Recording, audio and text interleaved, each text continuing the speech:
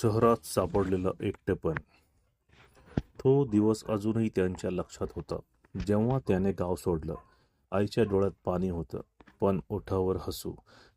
जा बाळा, मोठा हो, आमचं नाव कमाव. तो शहरात गेला, मोठी स्वप्न घेऊन. शहर, मोठ्या इमारती, चमकणारे लाईट्स आणि हजारो लोक. पण त्या गर्दीत तो एकटाच होता. सकाळी उठायचं, ऑफिसला जायचं, रात्री थकून परत यायचं. ना कोणी विचारणार कसा आहेस, ना कोणी म्हणणार जेवला का. हळूहळू त्याच्याकडे सगळं आलं. पैसा, मोठा घर, नवीन मोबाईल, पण काहीतरी हरवत होतं. तो हसू विसरला होता. एक दिवस फोन वाजला. आई. त्याने फोन उचलला. आईचा आवाज थोडा कमजोर होता. बाळा, कसा आहेस? तो म्हणाला, मी ठीक आहे आई. आई हसत म्हणाली, कधी येणार रे घरी? तो थोडा थांबला आणि म्हणाला, लवकरच येतो. पण तो लवकरच कधी आला नाही.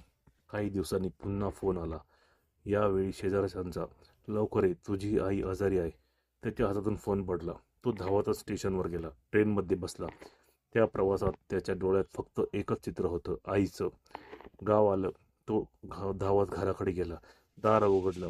आई तिथेच बसली होती, कमजोर पण हसत. आलाच बाळा. तो तिच्या मिठीत गेला. त्या क्षणी त्याला जाणवलं, शहरात हजारो लोक होते, पण आपलं कोणी नव्हतं. आई म्हणाली, पैसा कमाव, पण स्वतःला हरवू नकोस.